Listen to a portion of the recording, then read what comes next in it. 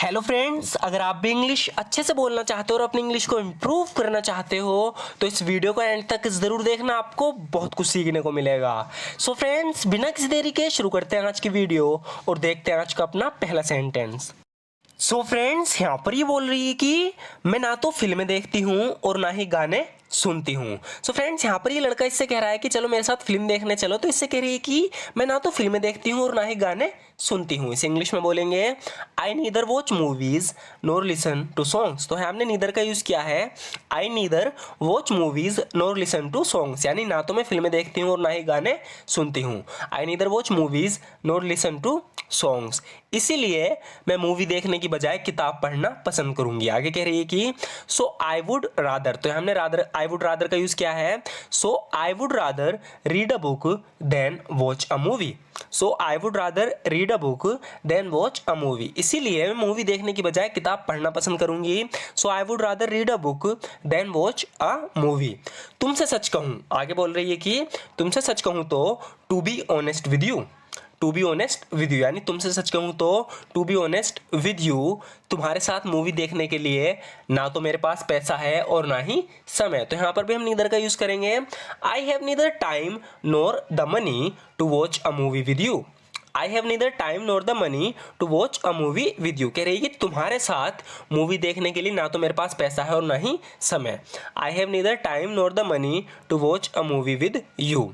जिस आदमी को तुमने कल वहां देखा था वो मैं था। तो यहाँ पर इस लड़की से कह रहा है कि the man that you saw there yesterday was मी।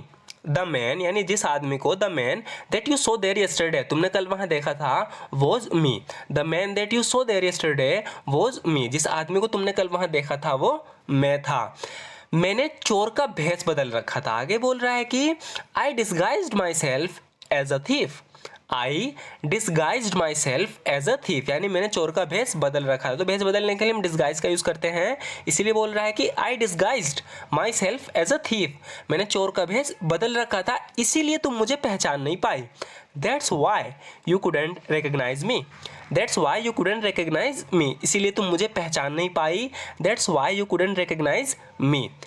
कल टॉम के लिए फेयरवेल पार्टी रखी गई थी। यहाँ पर ये से बता रही है कि कल टॉम के लिए फेयरवेल पार्टी रखी गई थी। इसे इंग्लिश में बोलेंगे yesterday a farewell party was held for Tom.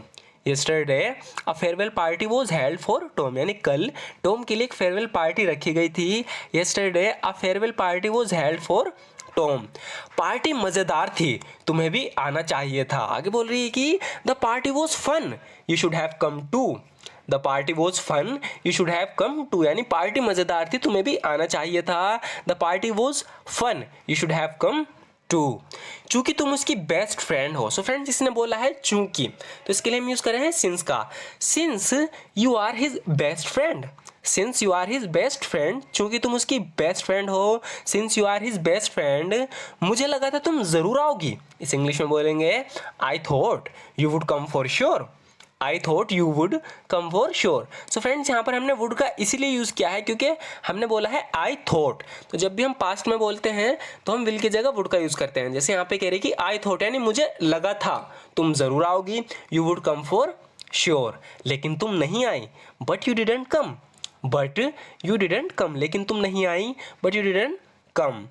वो मुझे अकेला क्यों नहीं छोड़ देता, ये कह रहा है कि वो मुझे अकेला क्यों नहीं छोड़ देता। इस इंग्लिश में बोलेंगे why doesn't he leave me alone. Why doesn't he leave me alone, यानी वो मुझे अकेला क्यों नहीं छोड़ देता। Why doesn't he leave me alone. वो अब मुझसे क्या चाहता है। What does he want from me now. What does he want from me now, यानी वो मुझसे अब क्या चाहता है। What does he want from me now, वो चाहता है तुम आकर उसके लिए काम करो। इस इंग्लिश में बोलेंगे he wants you to come and work for him। He wants you to come and work for him, ये कह रहा है कि वो चाहता है तुम आकर उसके लिए काम करो। He wants you to come and work for him। आगे बोल रहा है कि अगर तुमने मना किया तो उसे शक हो जाएगा। इस इंग्लिश में बोलेंगे if you refuse he will get suspicious. If you refuse, यानी अगर तुम मना करते हो, अगर तुमने मना किया, if you refuse he will get suspicious, तो उसे शक हो जाएगा। ये तुम्हारे लिए कुछ करने का मौका है। कह रहा है कि it's your chance to do something. It's your chance to do something, यानी तुम्हारे लिए कुछ करने का मौका है। It's your chance to do something.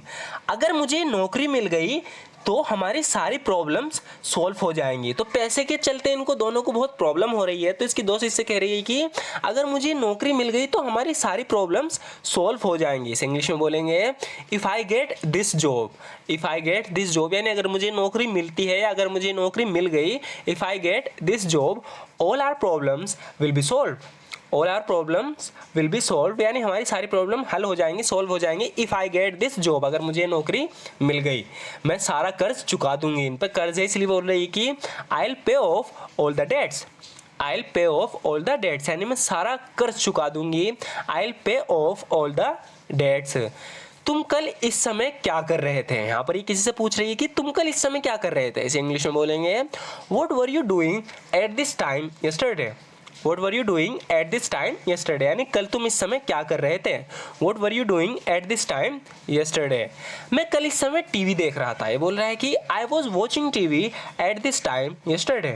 I was watching TV at this time yesterday. मैं कल इस समय टीवी देख रहा था। I was watching TV at this time yesterday. तुम्हारी आंखें बताती हैं कि तुम झूठ बोल रहे हो। इस इंग्लिश में बोलेंगे Your eyes tell me you are lying. Your eyes tell me you are lying यानी तुम्हारी आंखें बताती हैं कि तुम झूठ बोल रहे हो। Your eyes tell me you are lying. हमारे पास कार होती तो वहाँ पहुँचना बहुत आसान हो जाता है। इस इंग्लिश में बोलेंगे if we had a car. तो इनके पास कार है नहीं, सिचुएशन को इमेजिन कर रही है कि if we had a car. जब भी इस तरीके से हम बोलते हैं हमारे पास कोई चीज़ होती जबकि वो है नहीं, तो वहाँ पर हम हैड का यूज़ करते हैं। If we had a car यानी अगर हमारे पास कार होती, it would be too easy to get there. वहाँ पहुँचना बहुत आसान हो जाता। अगर सेंटेंस की बात करूँ तो सेकेंड कंडीशनल सेंटेंस है। If we had a car, अगर हमारे पास कार होती, it would be too easy to get there. तो इन्हें कहीं जाना है, अब पैदल जा रहे हैं तो काफ़ी टाइम लग रहा है, तो इसलिए अपने दोस्त से कह रही है कि if we had a car, अगर हमारे पास कार होती, it would be too easy to get there. वहाँ पहुँचना बहुत आसान हो जाता। तुम्हें तो यहाँ 1 घंटे पहले होना चाहिए था। तो किसी को यहाँ पहले आ जाना चाहिए था, वो भी 1 घंटे, और वो बहुत लेट आई है। तो इससे कह रही है कि तुमसे उम्मीद की जाती थी कि तुम यहाँ 1 घंटा पहले आओ, यानी कि तुम्हें तो यहाँ 1 घंटा पहले आ जाना चाहिए था। इस सिचुएशन में हम यूज़ करेंगे सपोज्ड टू का। कह रही कि you were suppose to be here an hours ago. You are suppose to be here an hour ago यानी तुम्हें तो यहाँ 1 घंटा पहले आ जाना चाहिए था। You are supposed to be an hour ago. मैं रास्ते में खो गई थी। ये कह रही कि I got lost along the way. I got lost along the way यानी मैं रास्ते में खो गई थी। I got lost along the way. काश मेरे पास उसका फ़ोन नंबर होता। तो यहाँ पर भी हम इस तरीके से बोलेंगे आई विश आई हैड। तो हैड का इसलिए यूज़ किया है क्योंकि इसके पास फ़ोन नंबर है नहीं, कह रहा है कि काश होता।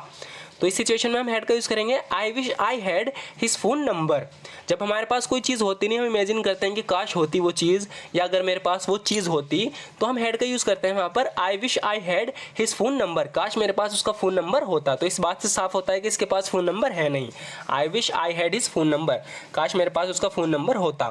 आपका घर हमसे 2 या 3 गुना बड़ा है। तो इनके घर की तारीफ कर रहा है, कह रहा है कि आपका घर हमसे 2 या 3 गुना बड़ा है। इसे इंग्लिश में बोलेंगे your house is 2 or 3 times as large as ours.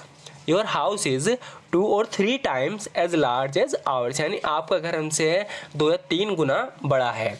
So friends, आज की वीडियो में बस इतना ही। अगर आपको वीडियो अच्छी लगी हो, अगर आप इसी तरह की और भी वीडियोस देखना चाहते हो और रेगुलर इसी तरीके से प्रैक्टिस करना चाहते हो, क्योंकि लास्ट में हम 4 से 5 सेंटेंस रिपीट करते हैं अपनी पुरानी वीडियो से, ताकि उनकी प्रैक्टिस भी होती रहे। यानी जो आपने पहले सेंटेंस देखे हैं आप उन्हें भी ना भूलो। अगर वे बार बार रिपीट होंगे तो आप उन्हें खुद ब खुद बहुत आसानी से बोल दोगे। आपको ना उसका स्ट्रक्चर समझने की ज़रूरत है ना कुछ। जो भी चीज़ हमारे सामने रिपीट होती है हम बोल देते हैं। ये एक प्रैक्टिस करने का तरीका है। अगर आप इसी तरीके से रेगुलर वीडियो देखना चाहते हो तो हमारे इस वीडियो को लाइक ज़रूर कर देना। And thank you so much for watching this video friends.